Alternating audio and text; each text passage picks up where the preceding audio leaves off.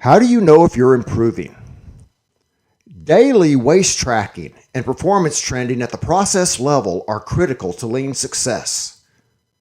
What are your key performance areas? What are your key processes? What are your key performance measures? What are your primary waste streams? What are your process transaction costs? Do you trend performance over time? I regularly tell the people that I work with that I would not want to do any type of management job, no matter how well it paid, if I was not going to be allowed to trend process performance on a daily basis.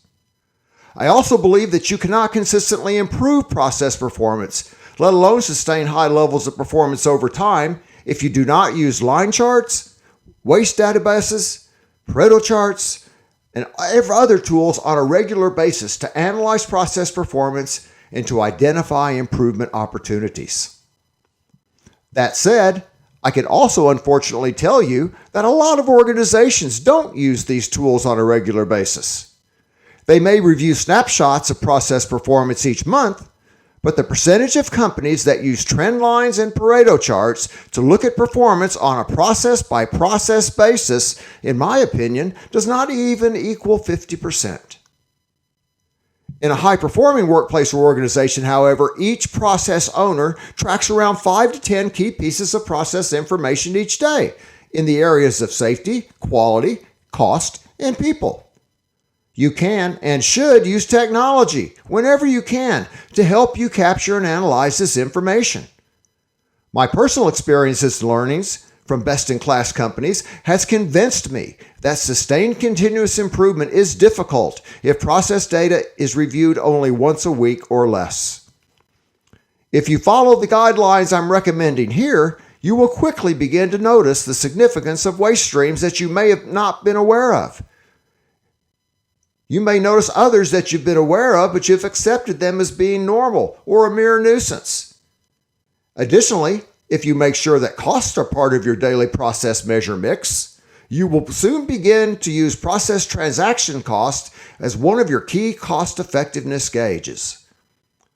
Working to optimize process transaction cost over time is a much more effective cost control tactic versus managing to a monthly budget number.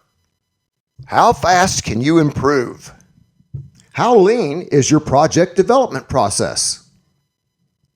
Here are some key questions to help you determine the rate of improvement that is possible within your organization. How many projects are needed? What projects will teams work on? What projects will individuals work on? How many simultaneous projects can be supported? How do you prioritize your projects? How much time can be devoted to project work? How effective are your project development skills? These factors play a key role in determining how fast you can proceed along your lean improvement path. Your lean journey progress rate is driven by 1, the number of lean projects completed, and 2, the resultant impact of each completed project.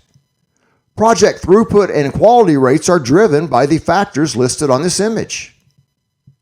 In most cases, a project is required to put a fundamental system change in place, whether the project is large or small, or of a lean nature or not. Since most system improvements will give you lean benefits of one type or another, you need to be able to effectively make these types of improvements in order to become a lean workplace. Unfortunately, most organizations don't have the project development resources they need in order to make the lean transition happen in a timely manner. In turn, leaders have to be effective in terms of deciding where improvements are made, when they are made, and how much time and money is invested versus the expected returns. Too many people don't have time built into their job descriptions for project development. In those cases where they do have project time available, they often have not developed good project management skills. Because these system constraints typically exist in most companies, the potential improvement rate for most lean efforts is significantly constrained. In summary, the rate of your lean transition is highly dependent on the amount of time your people can spend working on projects and the degree of project management skill proficiency those people have. Job design is essentially mandatory for sustained lean success. Example project selection matrix.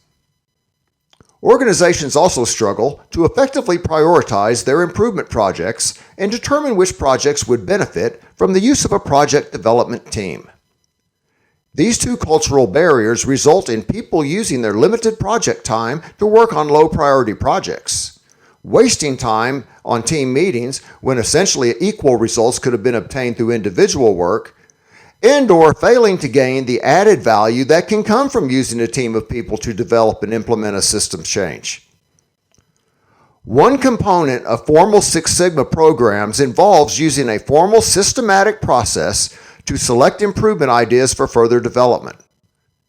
Instead of relying on the opinion of a small group or even larger group multi-voting, use of a tool such as the one shown on this image is recommended.